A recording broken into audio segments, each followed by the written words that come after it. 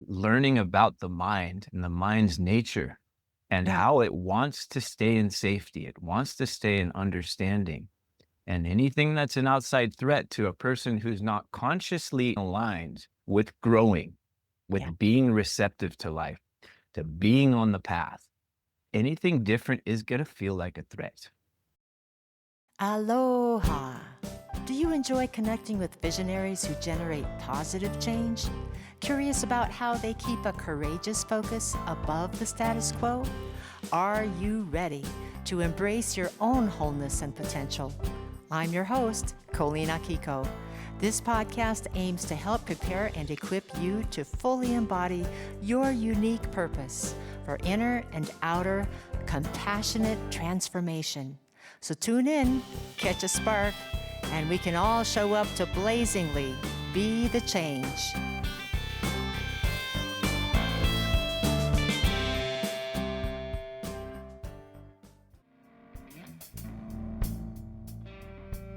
Episodes of We Be the Change may discuss sensitive topics such as abuse, trauma, violence, addiction, and more. These conversations focus on overcoming challenges with hope and compassion. The hosts and guests may hold different viewpoints, but we value respect, appreciation, and mutual learning. Views expressed are those of the host and guests and may not reflect the policies or positions of any entity. The podcast's content is for informational purposes only and does not constitute professional advice. Songwriter LLC assumes no liability for errors or omissions.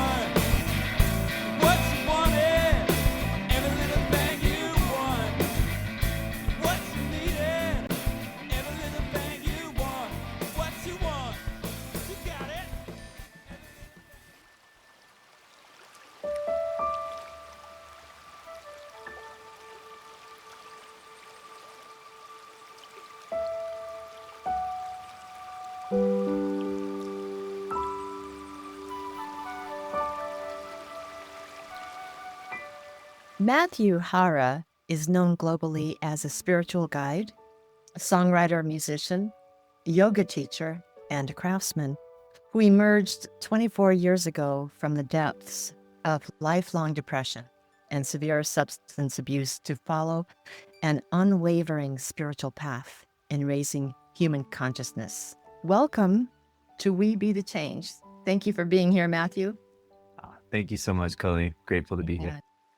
So you are such a rich, varied smorgasbord of embodied life experience from many years of deep study and spiritual service in ancient wisdom traditions, different cultures. I'm wondering, did you just naturally ease into this path, or was it more of an abrupt beginning for you? It was quite abrupt, actually. I was in the midst of still my party mode phase, 20 years old, living in San Diego County and surfing a bunch, going to school a little bit, but surfing was taking over and partying was my evening activity.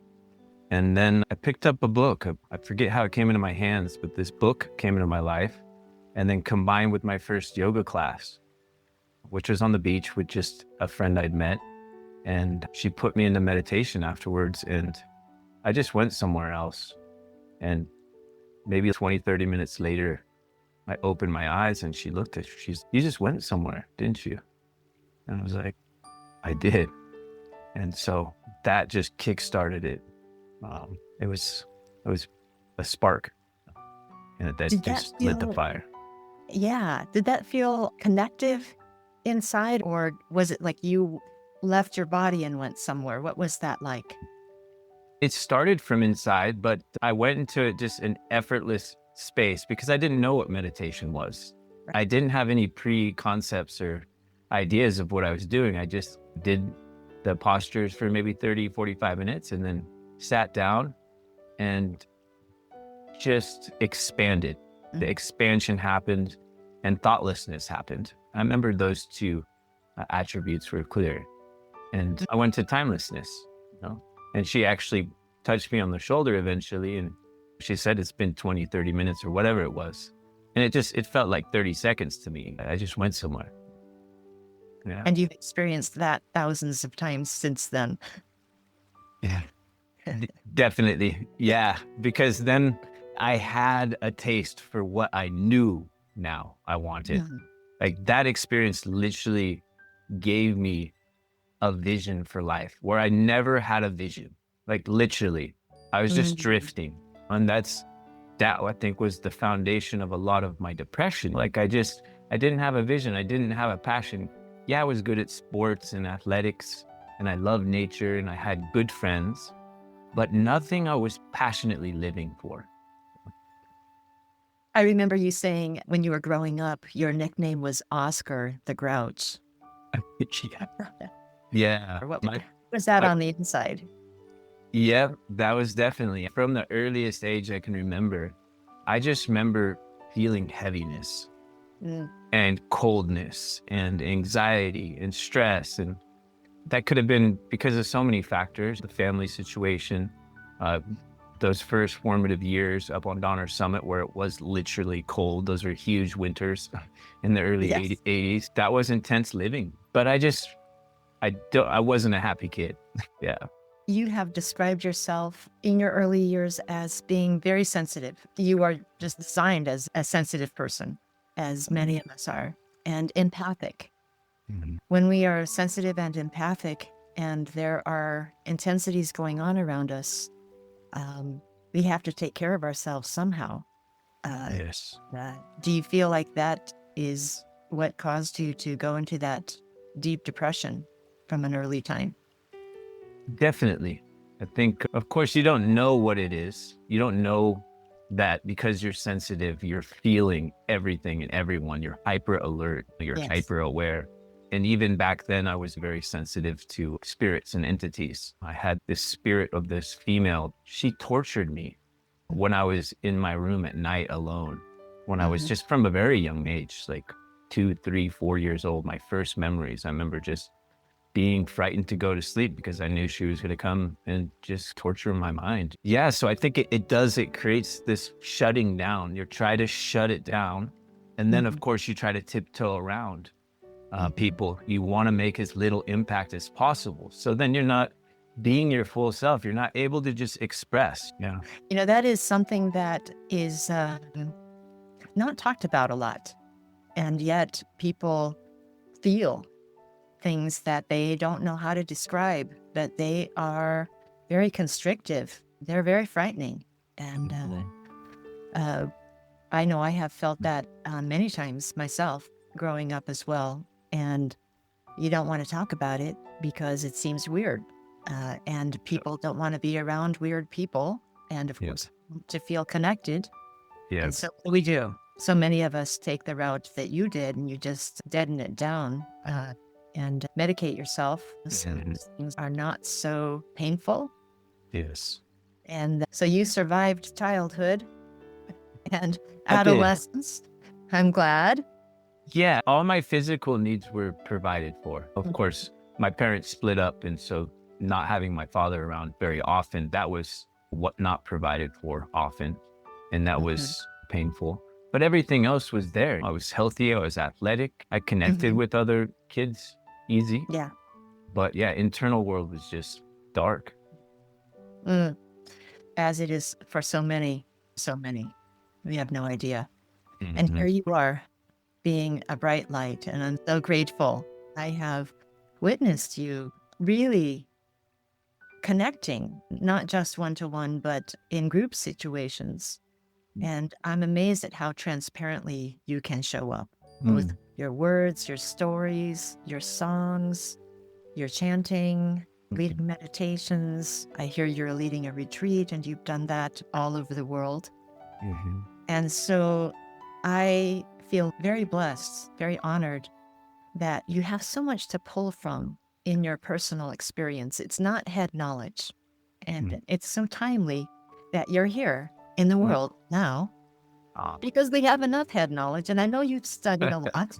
Yeah. Studied with many gurus, many teachers, many cultures, which is unique in and of itself to have someone here who is embodying and sharing, not just in a Western way. And yet here you are in the West. And that has, it's almost, I seem to use the metaphor of food a lot. Yeah. But it's, instead of the cheap powdered spices, you go out in the garden and you grab herbs and you grind them up, and they're very authentic and fresh. And that's how you strike me as a person.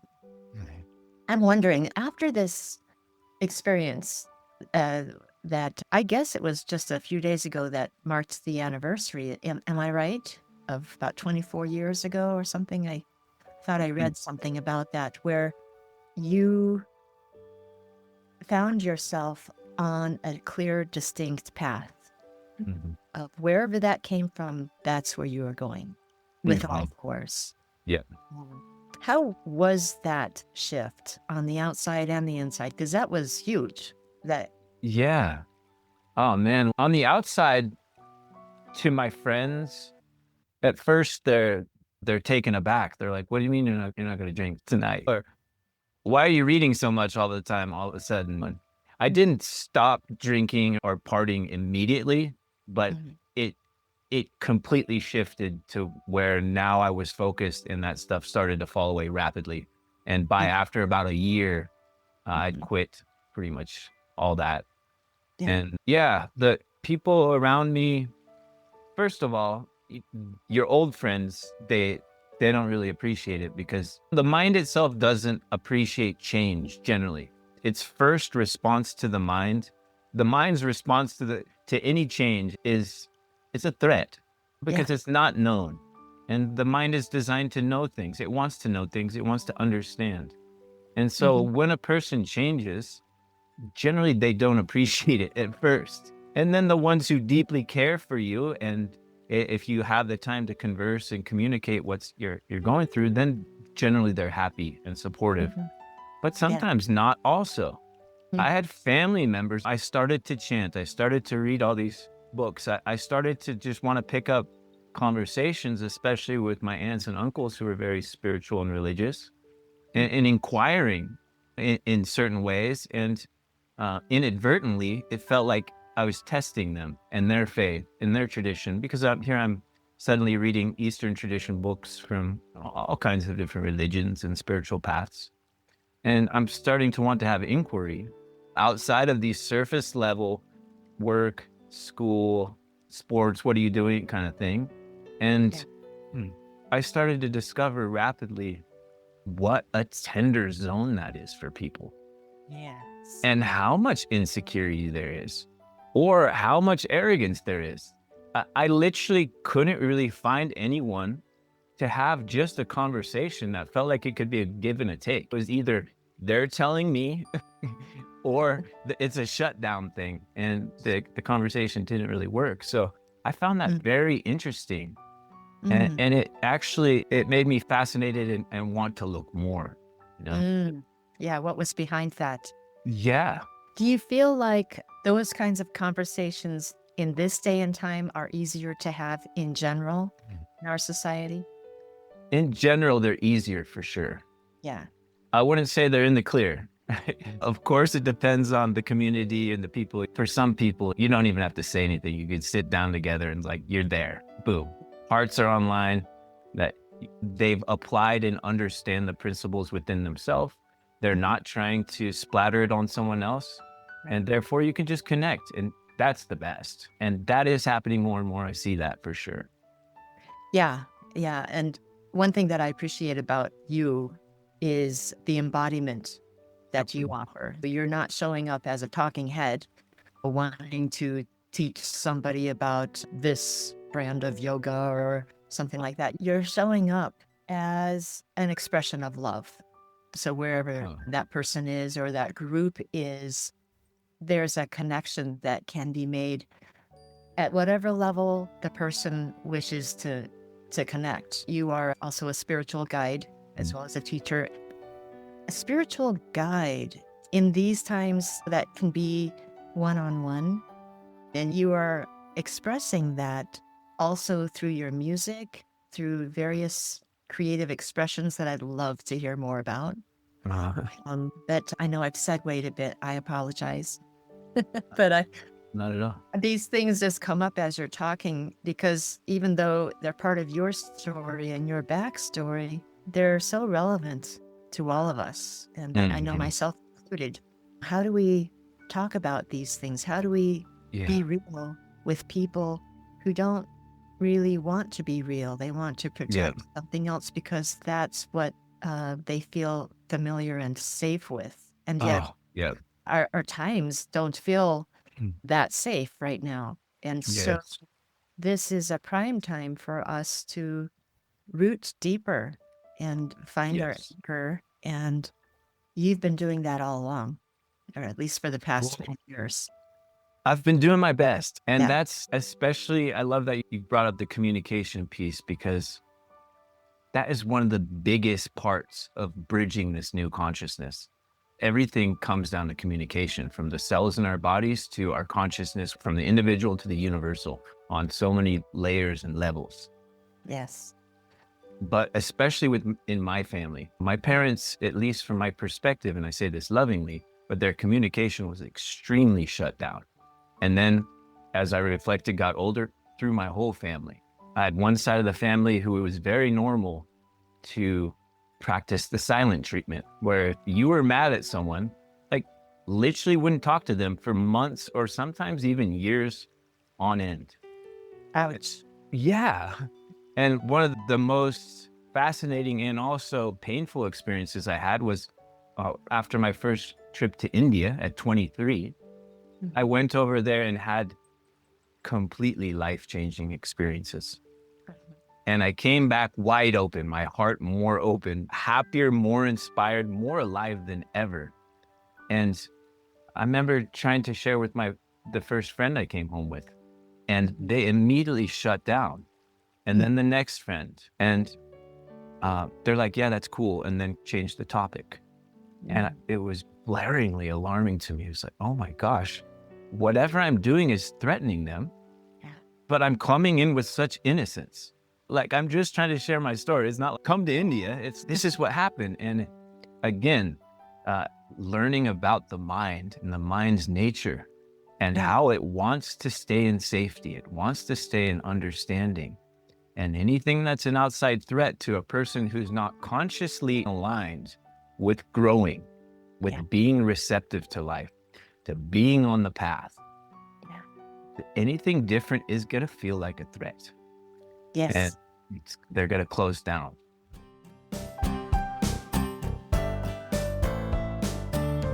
I'm glad you were able to join us for this first segment with Matthew Hara.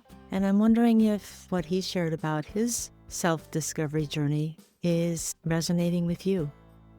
Please let us know and tune in next week for the second segment with Matthew Hara. You can find out more about him and his songs and his ministry and all the things that he does at MatthewHara.com. That's MatthewHara.com.